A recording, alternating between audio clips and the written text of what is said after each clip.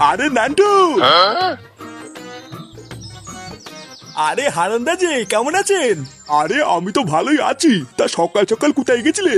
এই বাজার থেকে কিছু কম দামে আলু পটল নিয়ে আসলাম। বাহ, ভালো করেছো নান্টু। তা কয়দিন ধরে তুমি সন্ধ্যাবেলায় তাসের আড্ডায় আসছো না কেন? খুব ব্যস্ত নাকি? হ্যাঁ, তাই একটু বলতে পারেন।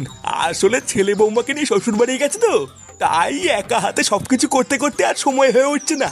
ও আচ্ছা আচ্ছা, বুঝেছি। সময় পেলে সন্ধ্যাবেলা এক পাক এসো, তোমাকে ছাড়া ঠিক তাসের আড্ডাটা জমে না। আচ্ছা ঠিক আছে, সময় পেলে যাব।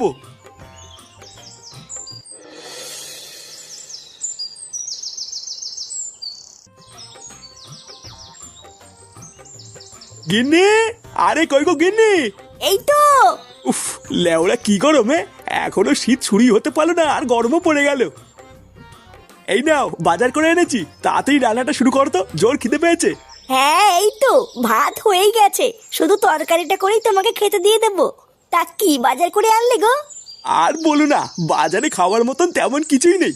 যাতেই হাত দিচ্ছি সেটাই সেটা ভাঙা দাম। তারপর শেষে গিয়ে কম দামে কিছু আলু পটল আর লাউ পেয়েছিলাম, সেটাই নিয়ে এসেছি। এই, তুমি সেই সকালবেলায় বেরিয়ে এখন বাড়ি এসছো কম দামের কিছু আলু আর পটল নিয়ে?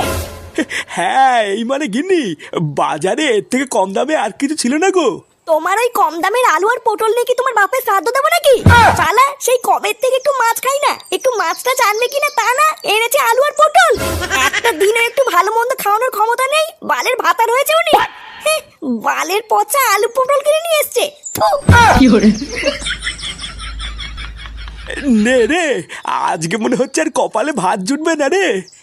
না, ফুটোকে একবার ফোন করে দেখি কবে বাড়িতে আসবে। এইভাবে তার বাড়িতে একা একা থাকা যাচ্ছে না।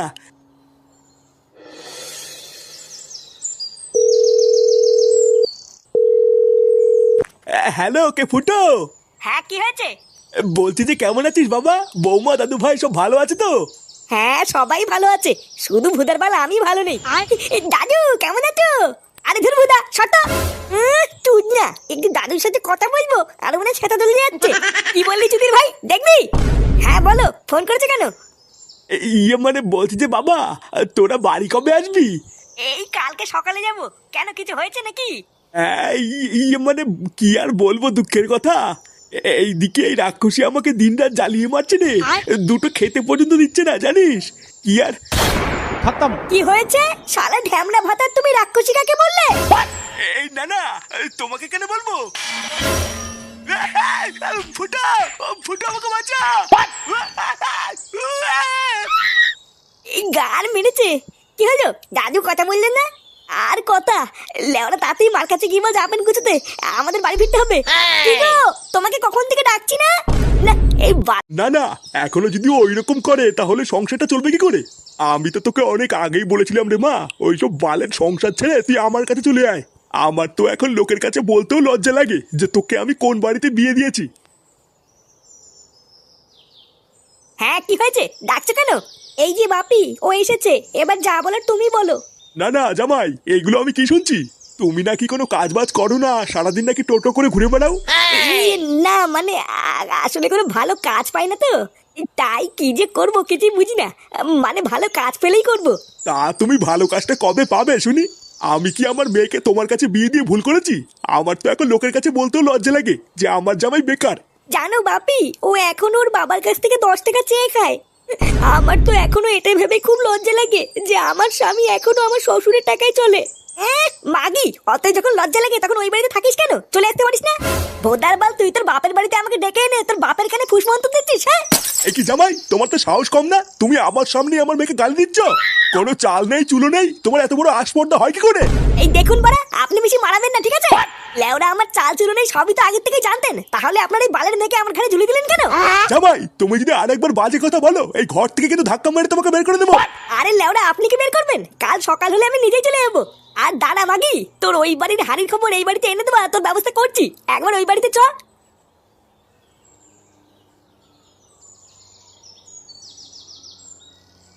মা, ও মা, এ কি রে বাবা, তোরা চলে এসেছিস?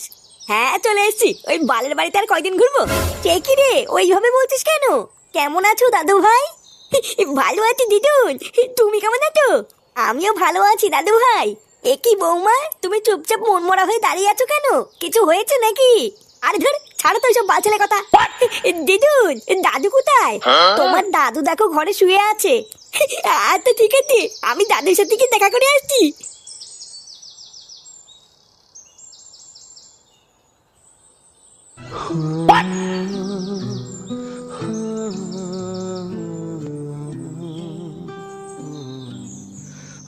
এই দাদু, কেন? এই মেলেছে। দাদু তোমার কি হয়েছে? ও দাদু ভাই, তোমরা চলে এসছো? হ্যাঁ, চলে তো এসেছি, কিন্তু তোমার মাথায় কি হয়েছে? ও কিছু না দাদু ভাই, কালকে কলপারে পড়ে গেছিলাম তো, তাই মাথায় একটু লেগেছে। এই গাল মেলেছে, তোমার নিচে কোথাও লাগেনি তো? না না দাদু ভাই, নিচে কোথাও লাগেনি, যা লেগেছে ওপরে লেগেছে। তুমি ভালো আছো তো? কখন আসলে? এই তো কেবলই আসলাম। এ ফাটা, তুই এখন এখান থেকে যা, দাদুর সাথে আমার কথা আছে। নে, একটু দাদুর সাথে কথা বলছি, আরে তুই না চলে এসছে।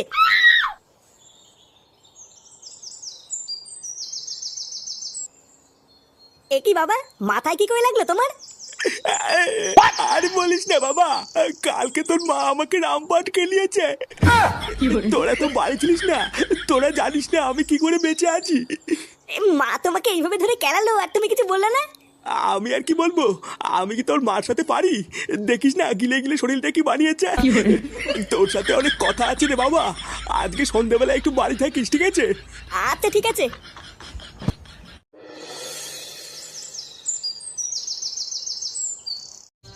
এইসব তুই কি বলছিস রে ফুটো? তোর মা তোর বাপকে কেলিয়ে চোখ মুখ কানা করে দিয়েছে? হ্যাঁ ভোদার বাল, তা নাই তো কি, আমি কি তোদের সাথে মজা করছি নাকি? লেওরা দুটো দিনের জন্য শুধু একটু শ্বশুর বাড়ি গেছি, আর তোরা একটু আমার বাড়ি থেকে খবর আনিসনি, বুঝলা বলটুদা? ওই জন্য আমি কালকে ফুটোর বাড়ির পাশ দিয়ে যাওয়ার সময় ঝামেলার আওয়াজ পাচ্ছিলাম, বুঝলা? আওয়াজ শুনে তো মনে হচ্ছিল ধূপধাপ কে যেন কাকে কেলাচ্ছে। আমি তো আর ভাবলাম কি না কি, ওই জন্য যাইনি। তা হঠাৎ তোর মা তোর বাপকে ধরে কেলালো কেন? তোর বাপকে কিছু করেছে নাকি? তা আমি কি করে বলবো, আমাকে তো এইসব কিছুই বলেনি। বাবা শুধু আমাকে বললো সন্ধ্যাবেলা একটু বাড়ি থাকতে, কি যেন একটা বলবে। আমার মনে হচ্ছে তোর বাবা আজকে থেকে সবকিছু খুলে বলবে রে, এ কি করে চোদনটা খেয়েছিল। তুই এক কাজ কর বুঝলি, আজকে সন্ধ্যাবেলায় তুই বাড়িতেই থাক, তারপর কাকু কি বলে সেটা শোন, শুনে আমাদেরকে কাল সকালে জানা। হ্যাঁ, আমিও ওটাই ভাবছি।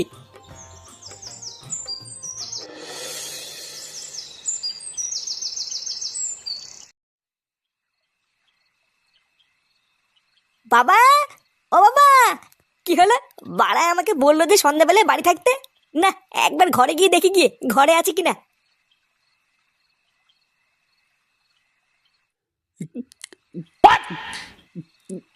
এ কি বাবা, তুমি মদ খাচ্ছ? কেডা? ও ফুটো, আয় আয় এদিকে আয়। তুমি ঘরের ভিতরে মদ খাচ্ছ কেন? লেওরা মা দেখলে কিন্তু সেটা ভাঙবে। আরে ধুর বাড়া, তোর মাকে কি আমি ভয় পাই নাকি? লেওরা এটা আমার বাড়ি, আমার বাড়িতে আমি মদ খাবো না পুঙা মারবো সেটা আমি বুঝবো। শোন, আমি তোকে যে কথাটা বলবো বলে ডেকেছিলাম। হ্যাঁ, কি কথা? ওটা শুনবো বলেই তো এসছি। বাড়া আমি অনেক ভেবে দেখলাম বুঝলি, এইভাবে আর বাঁচা যায় না, তাই আমি ঠিক করে নিয়েছি আজ রাতেই লেওরা তোর মাকে আমি ডিভোর্স দেবো। এই মেরেছে, এইসব তুমি কি বলছো?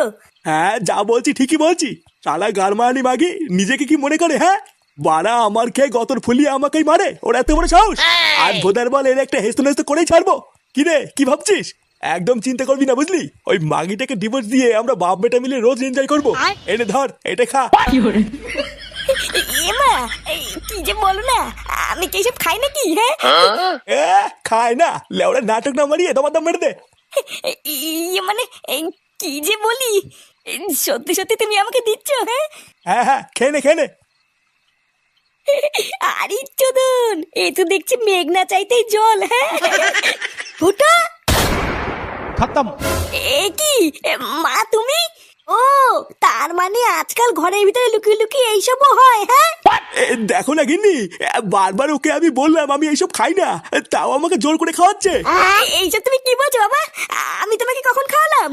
তুমি তো আমাকে। চুপ, একদম চুপ। কি আমি কি? হ্যাঁ এখন যেই দেখেছিস তোর মা দেখে ফেলেছে আর অমনি আমার ঘরে দোষ চাপাতিস, তাই না? তোর মা যেসব কাজ পছন্দ করে না ওইসব আমি একদমই করি না, আর তুই কিনা আমাকে জোর করে খাওয়াবি? গিন্নি তুমি চিন্তা করো না, আমি ওইসব একদমই খাইনি। তুই আজকাল এতবার বেড়ে গেছিস যে মদের বোতল নিয়ে এসে বাবাকে খাওয়াচ্ছিস। এই মেরেছে মা, আমি যে তোমাকে কি করে বলি, লেওরা আমি ফেসে গেছি।